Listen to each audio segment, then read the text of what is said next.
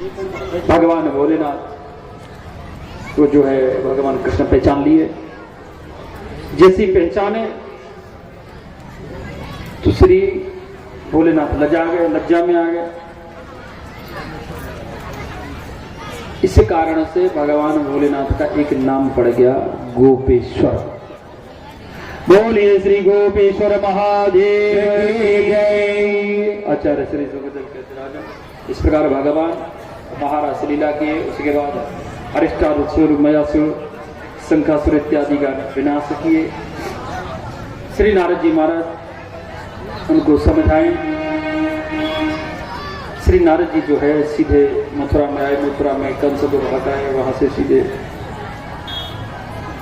वृंदावन गए। वृंदावन में कन्हैया को कृष्ण बलराम को समझा दिए। बोले प्रभु ये क्या कर रहे हो, आपकी उम्र जो है 11 वर्ष 52 दिन हो गई, कब तक ये लीला चलती रहेगी। आचार्य श्री सुखदेव कहते राजन जब भगवान कन्हैया कहने लगे बोले नारद कोई बात नहीं, आप कंस के पास गए हैं, आप जो है करके आए हैं, सारा काम होगा। उसी दिन आज गोविंद की उम्र 11 वर्ष 52 दिन हो गई। तो भगवान क्या किए, ये कंस क्या किया, कंस जो है भगवान श्री महाराज अक्रूर जी को बुलाया। श्री अक्रूर जी को बुला करके कंस समझाया कि देखो अक्रूर, ये मैं जानता हूं, आप भी जानते हैं और सारा संसार जानता है कि कृष्ण बलराम श्री वसुदेव जी के पुत्र हैं।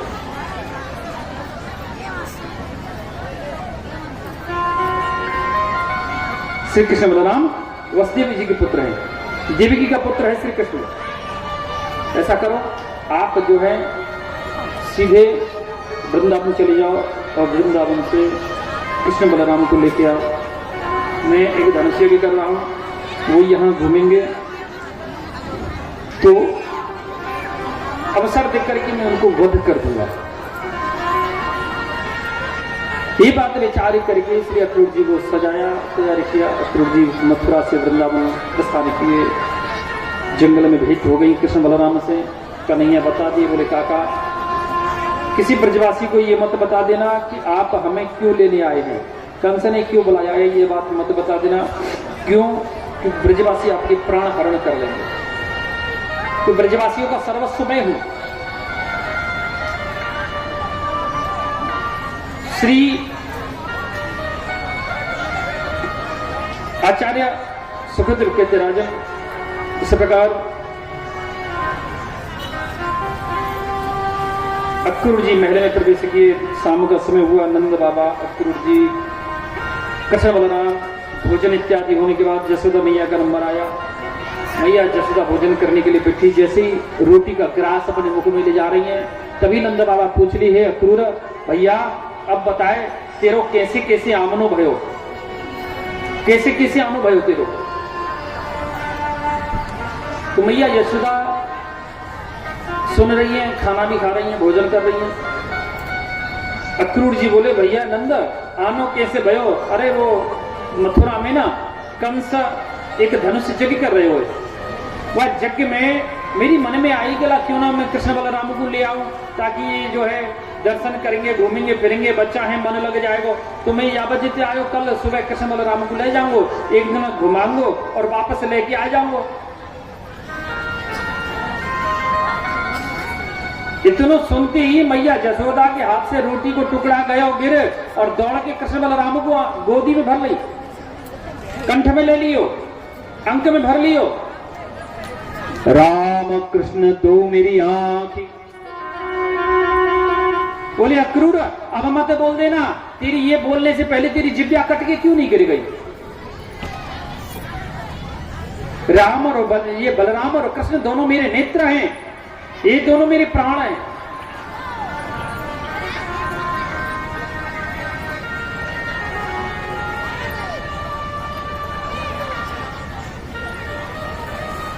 नंद बाबा समझ आए, कन्हैया मच रही, बोले मैया हमें कहीं कौना जान दे रही तू हमें? हम कल जाएंगे, परसों रहेंगे, पल्ले दिन आ जाएंगे, या प्रकार से अनेक बात।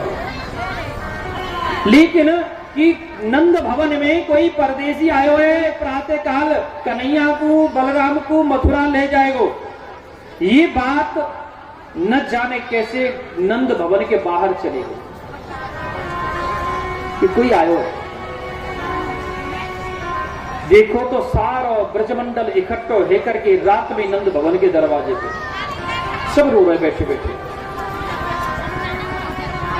प्रातः काल भयो, प्रातः काल होती पहलो दरवाजो जब खुलो, प्रथम प्रधान गेट जब खुलो, पहले रथ में नंद बाबा अक्रूर सवार है कि मंगलाचरण करके निकल गए, और दूसरे रथ में बलराम और अन्यत्र सखा चढ़ के चले गए, तीसरे रथ में कन्हैया बैठो।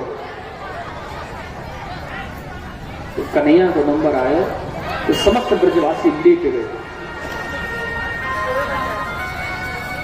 लेके गए। चौरे कन्हैया तेरे का समझ ले कि तू चले जाएगो, अरे ऐसे ना जावेगो तू, तुझे जानो ही ज्यादा अति आवश्यक है, तो ऐसा कर अपनो रथ अब हमारे ऊपर से निकाल, ताकि तेरे रथ के नीचे कुचल के हमारे प्राण चले जाएं, तो तू निष्कंटक चले जियो, तू कोई याद करवे वाला नहीं है, तुझे याद करने वाला कोई नहीं है। लेकिन जब तक हमारे शरीर में प्राण है काना, तब तक हम तुमको नहीं जाने दें। भगवान अनेक अनेक प्रकार से समझाए बोले, देवको गोपियों, हे ब्रजवासियों, मैं विवश हूं, मेरे बहुत अति आवश्यक है जाना, आज जा रहा हूं, चिंता मत करो, मैं आपको सौगंध खा के बताता हूं, आज जा रहा हूं, कल रहूंगा, परसों आ जाऊंगा, चिंता मत करो।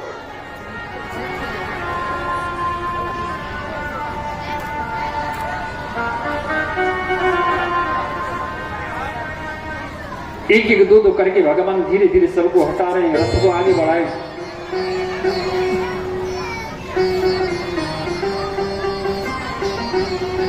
जब रथ आगे बढ़ो,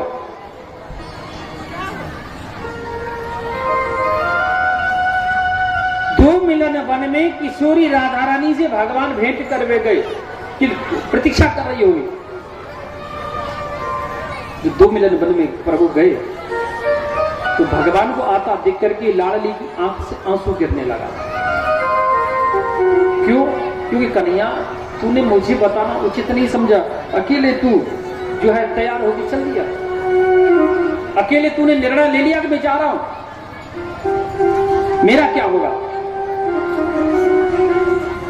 जैसे ही आंसू गिरा, भगवान अपने हाथ में लिए, हाथ में लेके अपने मुख में पानी कर गए, हे लाडली ईश्वरी, आपको मेरी सौगंध है, मेरी क्रिया है, आज के बाद मेरे विरह में आप एक भी दिन रोना नहीं। अगर रोते समय आपका एक भी अश्रुबिंदु, आंसू की बूंद अगर पृथ्वी को स्पर्श कर गई ना, तो समझ लो सारी पृथ्वी, संपूर्ण पृथ्वी जलमग्न हो जाएगी, डूब जाएगी।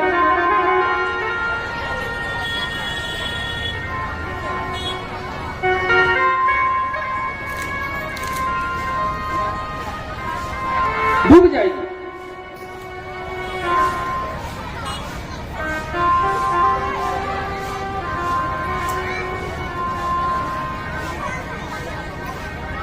वहां से भगवान जब निकले तो देखा कि मैया जसोदा ने 84 गज को लहंगा पहने हो, दौड़ लगा रही है, सबरे ब्रजमंडल को गाली दे रही है, बोले दारी के सबरे मर गए, पूरे ब्रजवासी मर गए, कोई ऐसा नहीं है जो या को रोक ले। जी अपनी मैया को छोड़ के जा रहे हो, निर्दयी है, पत्थर है, कठोर है। दौड़ती, लहंगा उलझ जाता, गिर जाती, फिर खड़ी होती, फिर दौड़ती, फिर लहंगा उलझता, फिर गिर जाती, फिर उठती, फिर खड़ी होती, दौड़ती। आवाज सुन के भगवान से रहा नहीं गए और छलांग लगा दिए, रथ से उल्टे कूद गए। भगवान मैया यशोदा को कंठ में ले गए, गोदी में भर लिए, बोले मैया तेरे ऋण से मैं कभी मुक्त नहीं रह सकूं।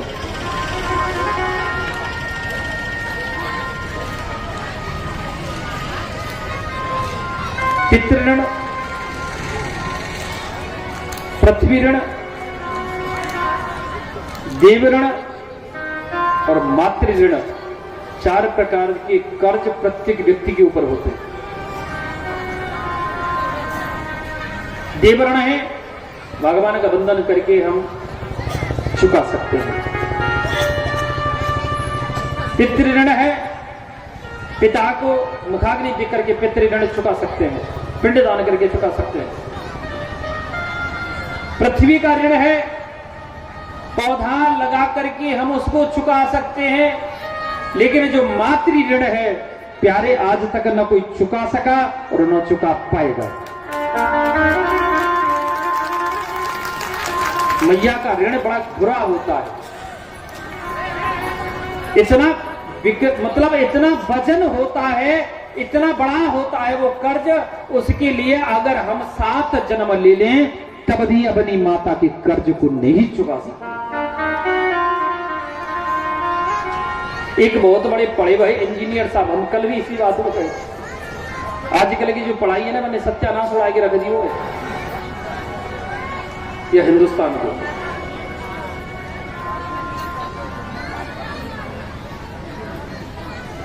क्योंकि हम कहे ना जो मैकॉले हुआ 1858 में, मैकॉले ने गुरुकुल को नष्ट करके रख दिया।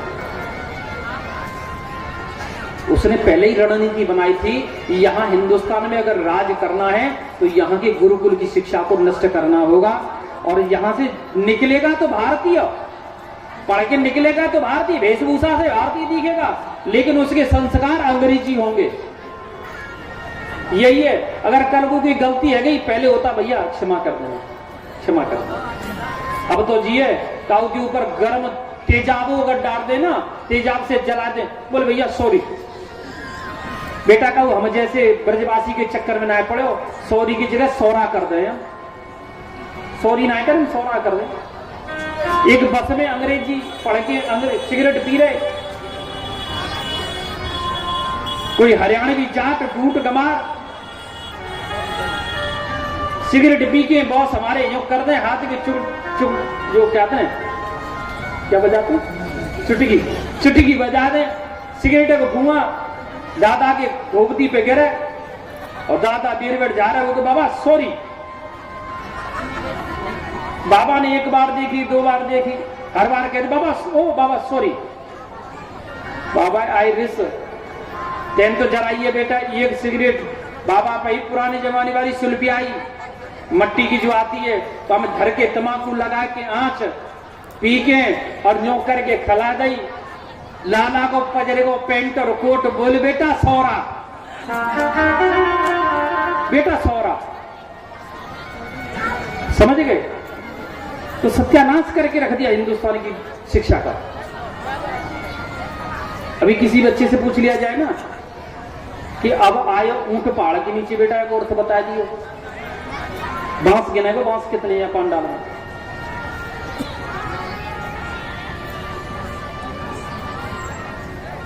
उनको बड़ी शर्म आती है हिंदी भाषा बोलने में।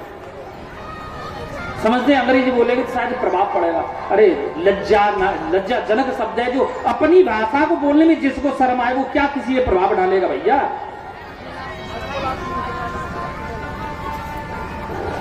मेरा यही प्रार्थना है कि अपने बच्चों को हिंदी संस्कार दो। अंग्रेजी पढ़ाओ ये बात अलग है, ये बात अलग है कि आप अंग्रेजी पढ़ाओ, ऐसा नहीं है, पढ़ाओ अच्छा है, क्योंकि आज के जनरेशन ये है कि अंग्रेजी इंग्लिश सब्जेक्ट एक बहुत वेरी मोस्टली इंपोर्टेंट।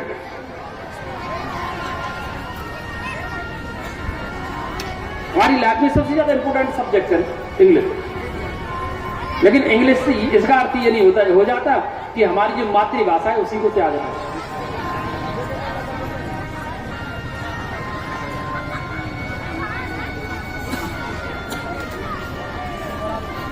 यही भयो मैया का कर्ज बड़ा विचित्र होता जा रहा है। एक इंजीनियर साहब, पढ़े लिखे इंजीनियर, वो आके मैया बेचारे अगर को जो भारतीय संस्कृति सिखावे कि लाला देख पिता को कर्ज ऐसे चुके, धरती को कर्ज ऐसे चुके, देवताओं को कर्ज ऐसे चुके, और देख मैया को कर्ज तो कभी चुके ना है, मैया का कर्ज कभी चुकता नहीं है।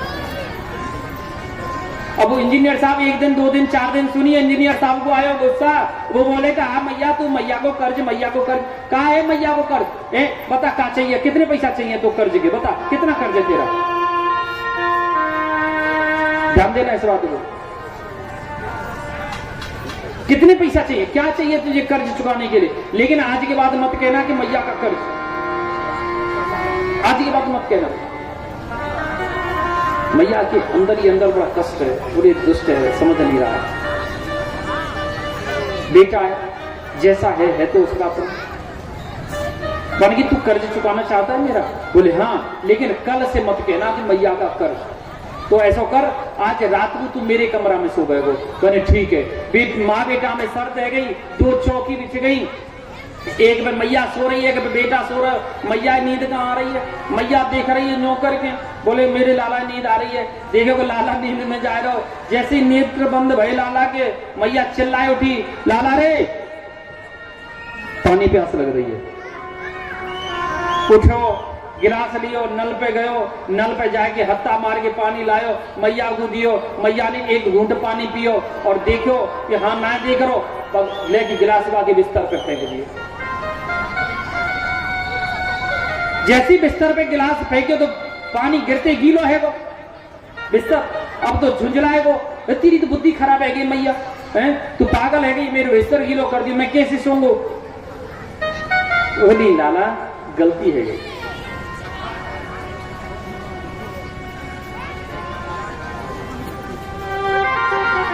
थोड़ी देर बाद मैया ने देखे वो फिर नींद में जा रहा है, फिर मैया को जो है बोल उठी, लाला पानी प्यास लग रही है। लाला बड़ी अकड़ में उठो, गिलास लियो, पानी लायो, पानी लाए के मैया को दियो।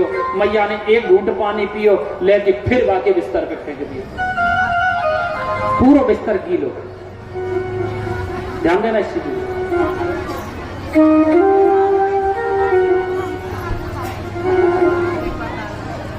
पूरा बिस्तर गीलो। अब तो लाल पतिंगा बिरनी बनेगो, ततैया बनेगो पूरो।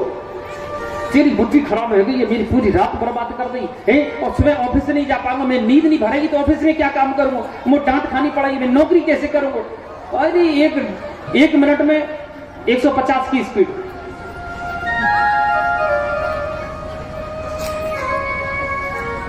मैया उठ के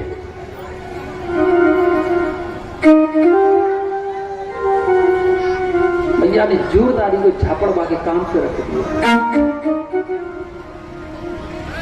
बोले दुष्ट संतान, यही है मैया को कर्ज। जब तू मेरे गर्भ में आया ना, गर्भ में आने से न तो मैं अच्छे से खा पाती थी, न अच्छे से सो पाती थी, न अच्छे से बैठ पाती, कष्ट होता था। और जब महाकष्ट उठा करके मैंने तुझे जन्म दिया, और कोई माता तो अपने बच्चे को जन्म देने में मर भी जाती है, सहन नहीं कर पाती दर्द को। अब ये तो एक माँ ही जानती है कि उसको कितना कष्ट होता है।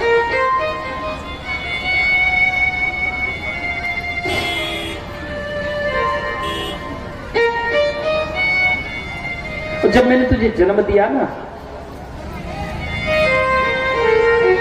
मैं तुझे अपनी बाईं बगल में लेके सोई।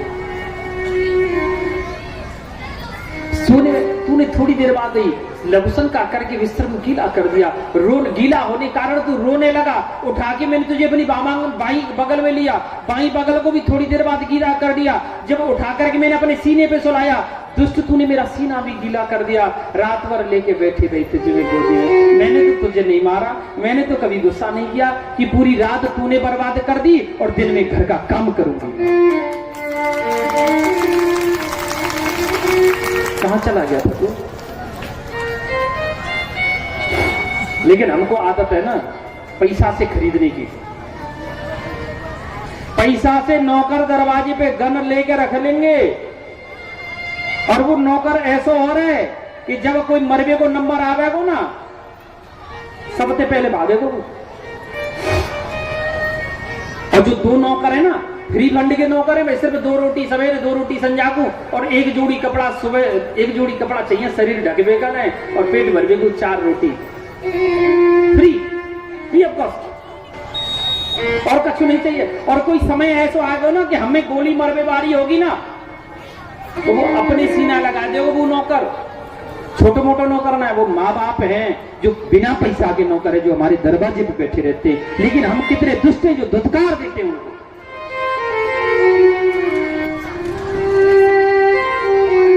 आए दिन कोई लोग, अभी अनिरुद्धाचार्य जी के आश्रम में एक माता ने शरीर त्यागा है, उनकी बेटी और बेटा को फोन किया गया था, बोले ठीक है हमारे पास समय नहीं, हम पेमेंट भेज देंगे, आप अंतिम संस्कार कर दो। ऐसी बेटी बेटा को मर जाना चाहिए।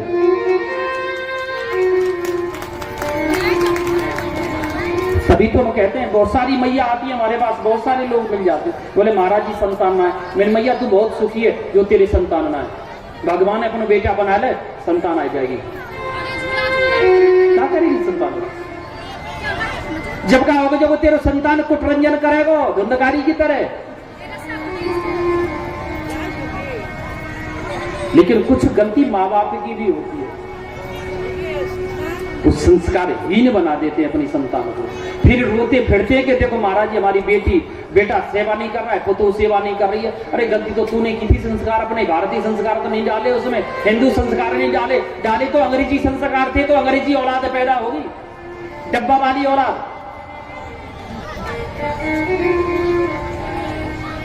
बच्चे को बचपन से स्ट्रांग बनाओ, भारतीय संस्कृति डालो। खवाए तो मुंह मूझ रहे हैं, पहलवान कहां देगा, पहलवान को बाबू बाप बनेगा, कबू तो मुंह मूझ खाए हो जाएगी, कबू चाउमीन खाए हो जाएगी। अरे घर को माल खवा, 100 ग्राम चना खवा।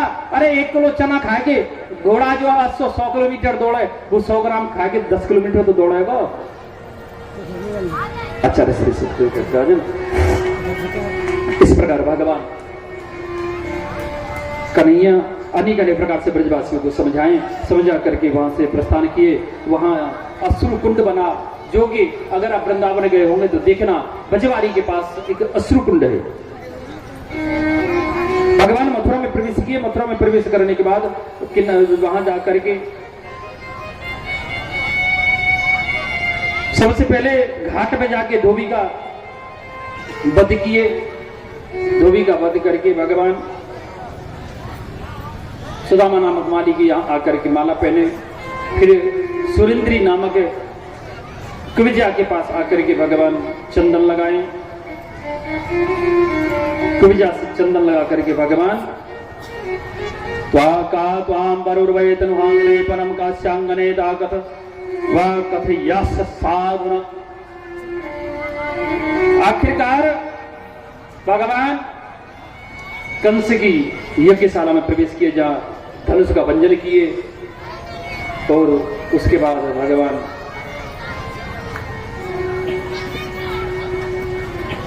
चाणूरमुष्टिक सलतोषर का उद्धार किए। चाणूरमुष्टिक सलतोषर का उद्धार करके भगवान कंस के सिंहासन पर उछल करके चढ़ गए, केस पकड़ के नीचे खींच लिए। कंस कहने लगा लाला मुझे छोड़, मुझे कष्ट है रहे हो। बोले मामा या तो मैं काऊ को पकड़ू नहीं, और पकड़ू तो फिर काऊ को छोड़ू नहीं। कहकर के भगवान अपनी मुस्टिका का प्रहार कंस के वक्षस्थल में किए, जिससे उसका प्राणांत हुआ। बोलिए श्री कंस अंत भगवान की। आचार्य श्री सुखदेव कहते इधर अपने माता देवी की वसुदेव को मुक्त किए, महाराज कृष्ण को मुक्त किए। इधर नंद बाबा बोले लाला आज 30 दिन आए, आज परसों है तू चल। बोले बाबा आप जाओ, मैं जल्दी आने की चेष्टा करूंगा। तो नंद बाबा ग्वाल बालन को लेकर वृंदावन को प्रस्थान करेगो। इधर कन्हैया को माता देवकी और वसुदेव ने संदीपनि मुनि के आश्रम में अवंतिकापुरी में भेजो। वहां जा करके गुरु ग्रह पढ़ने गए जदुराई, अल्पकाल विद्या सब पाई। थोड़े से समय में सारी विद्याओं का अध्ययन करके श्री कृष्ण बलराम वापस मथुरा में आए। आज माता देवकी बड़ी प्रसन्न है, कहते हैं कि अनन्य ममता विष्णु ममता प्रेम संगता भाव शिव सत्रात्मा बुद्धि प्रेमा निगंधते। आज मैया देवकी माता देवकी बहुत प्रसन्न है, माने रुच करके अपने बहुत समय के बाद कान्हा को देखो भोजन बनाए। अनायास बाबू याद आई, अरे मैं जब जेल में हती तो मैं सुनती थी कि कान्हा को जो है माखन और मिश्री बड़ा प्रिय लगे, तो मैया माता देवकी ने कटोरी में माखन मिला के मिश्री और रख दी। कक्ष में गई, कन्हैया को देखो, कन्हैया बने पलंग में बैठे, पैर ऊपर करे, हाथ से घुटना पकड़े, बाकी ऊपर अपना सिर रखो, और कन्हैया रो रहे। और जाके माता देवकी ने थाली रख दी, बोली कन्हैया भोजन कर लो। कान्हा ने कन्हैया ने थाली को देखो, माखन देखते ही जोर जोर से रोने लगा। दौड़ करके श्री माता देवकी बाहर आई, आकर के वसुदेव जी को बतायो। बोले वसुदेव जी ऐसी सी बात है, आप देखो। बोले कि देवी मैं क्या देखूं बाकू, अरे बचपन में मैंने भी गोदी में नहीं खिलायो, अरे कन्हैया को क्या अच्छो लगे क्या बुरो लगे ये भी मैं भी तो नहीं जानू कछु। इतने में गुरु बृहस्पति को शिष्य, जदवंश को सेनापति, महामंत्री सेनापति जदवंशी महाज्ञानी श्री उद्धव जी महाराज आए गए। उद्धव जी को सारो वृतांत पता चलो तो उद्धव जी महाराज कन्हैया के कक्ष में गए। उद्धव को देख करके गोविंद दौड़ गए। बालक मनी मैया के गले से लग के रोता है, उस प्रकार उद्धव जी महाराज के गले से लगे कन्हैया रोवे लगे कि उदो मोए ब्रज बिसरत ना, कि हंस सुता को सुंदर कर लब और कुंजन की छाई, रे उधो मोए ब्रज बिसरत ना। उद्धव मुझे ब्रजमंडल की याद आती है। बोले तुम चले जाओ। बोले यही तो विडंबना है, मैं नहीं जा सकता। उद्धव मुझे किशोरी राधा रानी की याद आती है, लाडली सरकारी की याद आती है, ब्रज की गोपियों की याद आती है, कितना प्रेम करती है वो मुझसे। मुझे मैया जसोदा की याद आवे, नंद बाबा की याद आवे। एक जना मैंने माखन चोरी करते समय माखन ज्यादा खा गयो तो मैं मैया ने दियो वो को दूध, मैं दूध नहीं पी पायो, एक छटाक दूध बच गयो। अब मैया ने रो रो के सारो ब्रजमंडल सिर पे उठा दियो, सोनो चांदी खिला के दरवाजे पे रख दियो, गाड़ी में भर दियो, कोई वैद्य लेके आओ और मेरे कान्हा को नबज देख के बताओ कि याने एक छटांग दूध कम क्यों पियो है, ज्यादा क्यों नहीं पियो, और सारी संपत्ति ले जाओ। अच्छा श्री सुखदेव कहते राजन, उद्धव जी महाराज बोले देखो कान्हा मैं चले हुए जाऊंगा, लेकिन वो तो गमार हैं, मूर्ख हैं, ब्रजवासी अनपढ़ लोग हैं, वो मेरी भाषा को क्या समझेंगे। मैं तत्व की भाषा बात करूंगा, मैं वेद शास्त्र से बात करूंगा, वो मेरी भाषा क्या समझेंगे। बोले उद्धव थोड़ी सरल भाषा करना, वो समझ जाएंगे, ऐसी बात नहीं, जाओ तो सही। तो आज भी सारा संसार ब्रजवासियों को मूर्ख समझता है।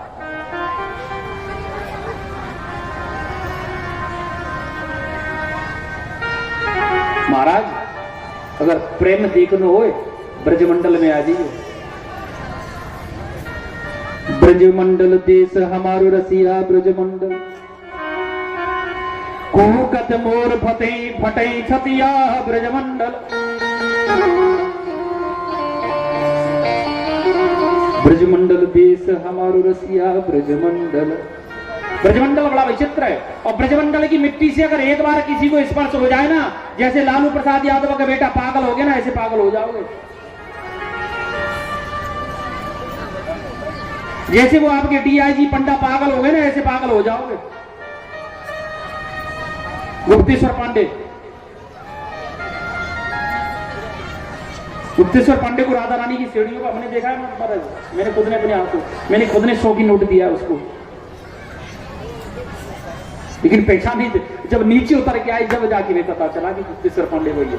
फिर लौट के गए तो दर्शन नहीं हो पाया, क्योंकि चढ़ने और उतरने, एक बार चढ़ तो जाओ राधा रानी पे, उतरने की तो राधा रानी जाने, उतर पाएंगे कि नहीं। चढ़वे में तुम्हारी सांस फूल जाएगी, नानी याद आ जाएगी। 365 सीढ़ी है, फिक्स काउंटिंग आए। उद्धव जी महाराज आकर के और श्री जैसे ब्रजमंडल की भूमि से जो स्पर्श हुए, उनका रोम रोम प्रफुल्लित हो गया। आखिरकार नंद भवन में पहुंचे। नंद भवन के दरवाजे पर नंद बाबा को देखे, नंद बाबा को देख करके प्रणाम किए। बोले नंद बाबा मैं उद्धव आपके श्री चरण में प्रणाम करता हूँ। बोले लाला तुम आपको संदेश तो भाई की मैया को सुना कन्हैया जी। उद्धव जी महाराज जैसे ही महल के अंदर प्रवेश किए, चारों तरफ से आवाज आने लगी, जय श्री कृष्णा जय श्री कृष्णा जय श्री कृष्णा। महल के कण कण से आवाज आ रही है। उद्धव जी महाराज के ध्यान जो ज्ञान का जो भंडार था वो नष्ट हो गया, फैल गया। यहाँ की तो कण कण में कन्हैया समाहित है। बोले मैया मैया जसोदा मैं उद्धव तेरे चरणों में प्रणाम करूं। बोले दारी के मर जा, चुप ना है रहे हो, कन्हैया सो रो जग जाएगा। अब उद्धव जी धर्म संकट में फंस गए। कन्हैया को तुम मथुरा में छोड़ के आओ, ये कह रही है पालना में सो रहो, ये क्या लीला है। मैया बोली चुप है जा, मर जा। कन्हैया सोरो जग जाएगो, कह के मैया रो गई।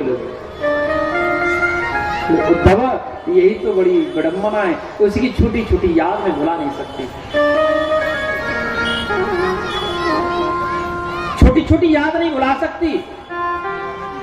उद्धव एक रसखान नामक मुसलमान हुआ, उसने पद लिखा था कन्हैया की लीलाओं को देखकर कि धूर धरे अति सोहत श्यामजू,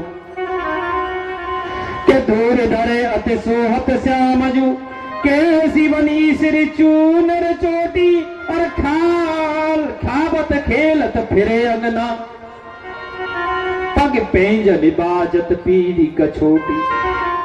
रोटी पे माखन रख के मैंने दे दियो और अंगना में घूमतो खा रहे हो, पैर में घुंघरू बजो वो आवाज कर रहे हो कि पग पेंजन बाजत पीरी कछोटी। पीरी पीताम्बरी पहनी है कि वह छवि कूरस खान बिलोकत, बारित काम कला निध कोटी, और वह काग के भाग कहा कहिए, वह काग के भाग कहा कहिए, जो हरि हाथ से ले गया माखन रोटी। एक कौआ आएगो कन्हैया के हाथ से माखन रोटी की छुड़ा के लेगो, मचल गो लेट गए धरती में धूर धरे अति सोहत श्यामजू। सारे शरीर में धूर ही धूर लगा ली, मट्टी लगा ली, रज लगा ली। बोलो मैं बाई रोटी है लूंगो जाए कौआ लेगो पाए, मैंने दूसरी ला के दे, बोले ना ले रहो फेंक दे, मैं बाई ये लूंगो जा ले गो। अब बाई में कहां से लाऊं कौआ ले गो। उद्धव यही कारण थे मैं बासे दुखी रहूं, बाकी यादन ने कर करके रोऊं। आखिरकार मैया जसोदा में, नंद बाबा में, बस उद्धव जी में रात भर बैठ के वार्तालाप भई। प्रातः काल भयो, उद्धव जी बोले मैया मैं जो है राधा रानी के दर्शन करना चाहूं। बोले वो बेचारी बैठी होगी निधिवन में, चलो जा। निधिवन में जब श्री उद्धव जी गए, देखो बीच में किशोरी राधा रानी स्फटिक शिला पे विराजमान है, चारों तरफ गोपियां बैठी हैं, सब अपने अपने स्वप्न की नींद सुना रही हैं, नींद की जो है बात सुना रही हैं। एक बोली देवी आज कन्हैया मेरे स्वप्न में आयो, और जैसे माखन में मटकी में हाथ मारे के मुख में पकड़ो, मैंने बाप को हाथ पकड़ लिए, बोले दारी के आज पकड़ो वो, और देखी बैरन मेरी नींद टूट गई। अब ना कोई कन्हैया, ना कोई मक्खन, ना कोई मटकी। सब गोपियां अपना अपना जो है स्वप्न सुनाने लगी। एक गोपी बोली लाडली क्या आपको कन्हैया स्वप्न में दर्शन नहीं देता है? लाडली कितना सुंदर उत्तर दी, स्वप्ने पश्यन्ति या कांता, धन्या सिता सखियो सिता, अस्माकं तुम गते कांते, गता निद्रा अपि वैरणी। देवियो धन्या सिता सखियो सिता, हे गोपियों जो जो कन्हैया को दर्शन करती है उनको मैं बार बार प्रणाम करती हूं। क्यों? क्योंकि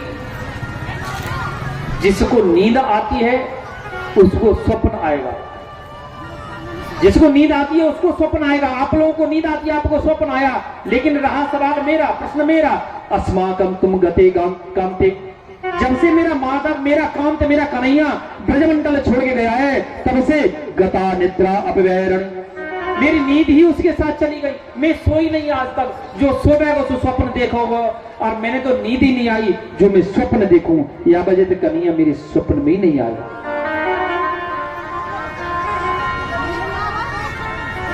उद्धव जी महाराज प्रणाम किए, हे गोपियों मैं आपके चरण में प्रणाम करूं, मैं उद्धव मैं पत्र लेके आया हूं, और देखो चाहे तुम अपनो प्रेमी प्रेमिका प्रियतम पति मान के सेवा कर रही हो, याद करती हो ना, वो परम तत्व है, परम नारायण है। बाकी नाम को युग करो, ध्यान करो, भजन करो, तुम्हारा कल्याण हो जाएगा। बोले कूदो तुम भाई बोरे पाती लेके आए दौड़े। ध्यान देना कि ऊधो मन नहे 10-20, अरे एक हतो सो गयो श्याम संग को आराधे ईश रे ऊधो मन न रहे 10-20। उद्धव 10-20 मन ना है, परमात्मा बहुत चालाक है। आदमी तो चालाक है, परमात्मा बहुत से ज्यादा चालाक है। 2 आंख दी, 2 नेत्र दिए, 2 कान दिए, 2 नासा छिद्र दिए, 1 मुख दिया, 2 हाथ दिए, 2 पैर दिए, लेकिन किडनी भी 2 दे दिया है जिंदा रहने के लिए। और हम जैसे कितने दुष्ट हैं जो दोनों किडनी होते हुए भी 60-70 पे मर जाते, 50-60 पे। और प्रेमानंद जी महाराज को देख लो, 20 साल से दोनों किडनी नहीं है, फिर भी जिंदा है, फिर भी जिंदा है। लाडली की कृपा, लाडली की कृपा है उनके ऊपर।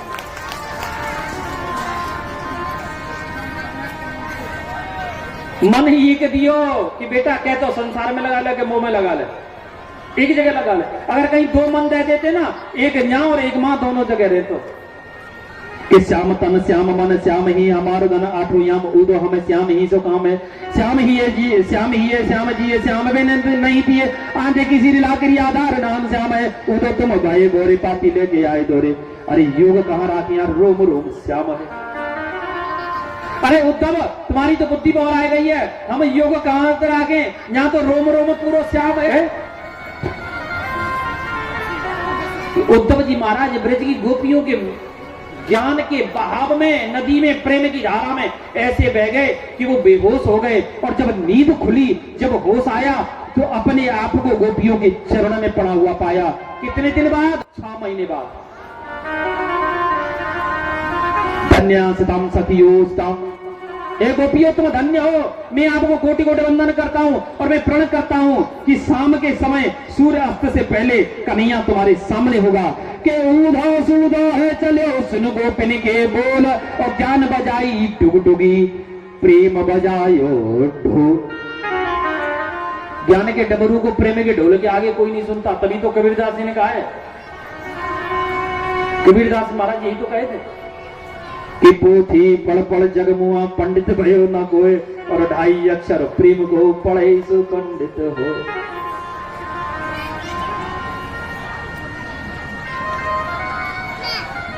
जहां प्रेम है वहां सब कुछ है, और जहां प्रेम नहीं है वहां कुछ नहीं। अरे लड़ो झगड़ो है तो लड़ रहे, मर जाएंगे तो कौन किससे लड़ने आएगा? वहां से आएगा कोई लड़ने के लिए? कभी कभी क्या होता है, गोतन गोतन की चुटिया मार बाजे धमर कुटाई महाभारत, ये कथा है पुरुषार्थ की परमार्थ की। पुरुषार्थ के लिए लड़ाई होती है। बोले मैं बड़ी के मैं बड़ी होती है नहीं? अरे लंकनियों लड़ो, बड़ी को होना चाहिए कि छोटी को अपनी बहन समझ के 2 चांटे मार दे कान पे, कि चल अब यह काम कर, और छोटी के अंदर होना चाहिए मेरी बड़ी है। बड़ी अगर छोटी अगर गलती कर जाए, बड़ी छुपा दे वाली, चल चल वो गलती उससे नहीं मुझसे हुई है। जब बड़ी वाली छोटी वाली गलती अपने सिर लेना चालू कर देगी ना, लड़ाई खत्म।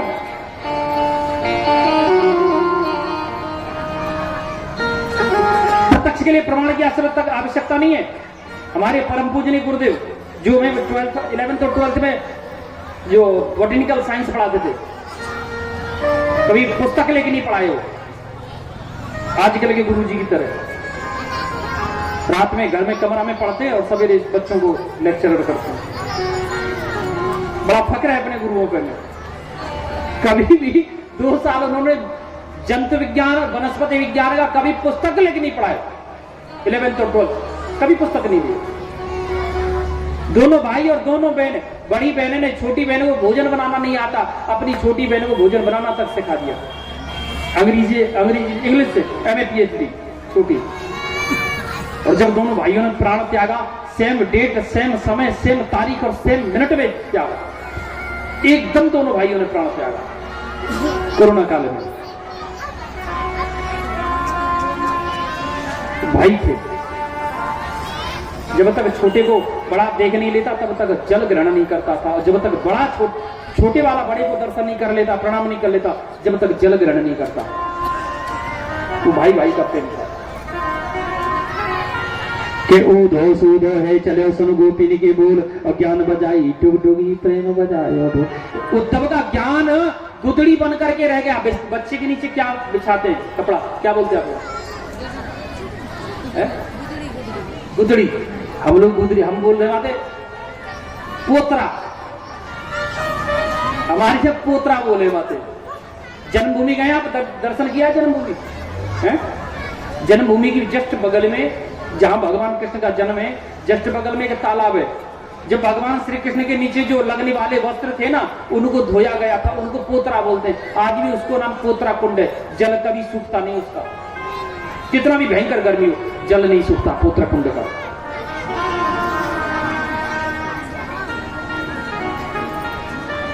उद्धव जी महाराज पहुंचे मथुरा में, भगवान तो पहले ही ठाड़े, आओ ज्ञानी, आओ महाज्ञानी। उद्धव जी महाराज आइए आइए, स्वागत।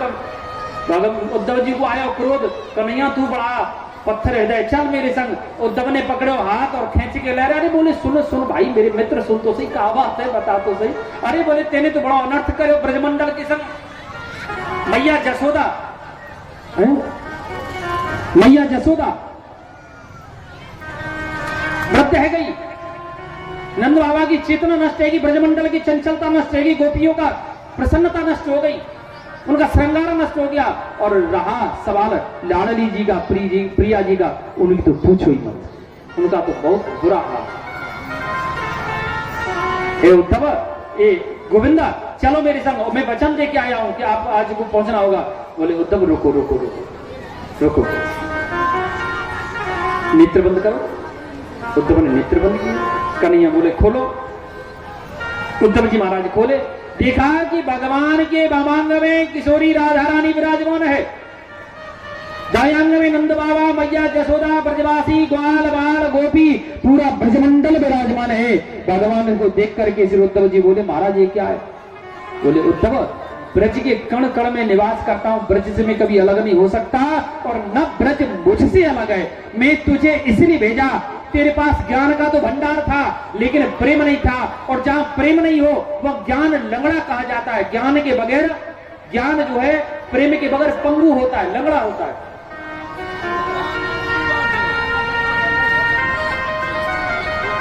तेरे पास ज्ञान था लेकिन प्रेम नहीं था, और प्रेम एकमात्र ब्रजमंडल है।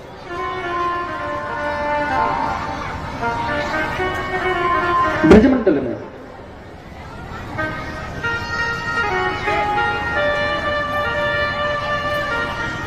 और ब्रजमंडल पे तो लाडली की असीम कृपा है, असीम।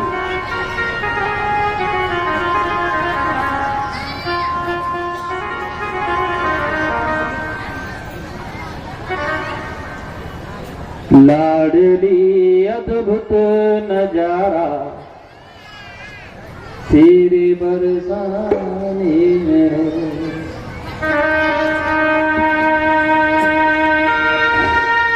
बेसहारों के सहारा, बेसहारों के सहारा तेरे बरसाने में है। लाडली अद्भुत नजारा तेरे बरसाने में है।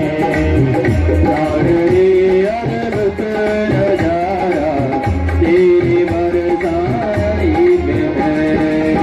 बेसहारों के सहारा, बेसहारों का सहारा, बेसहारों के सहारा, बेसहारों के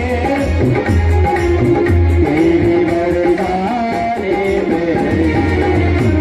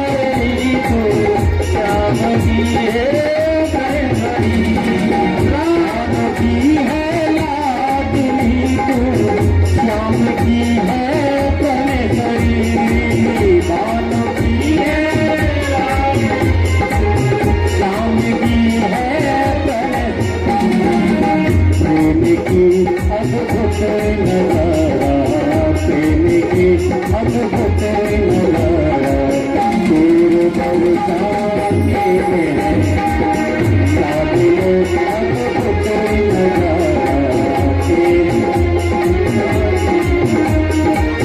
बेसहारा बेसहारा तेरा बेसहारा, बेसहारा बेसहारा तेरा बेसहारा, तेरे बरसाने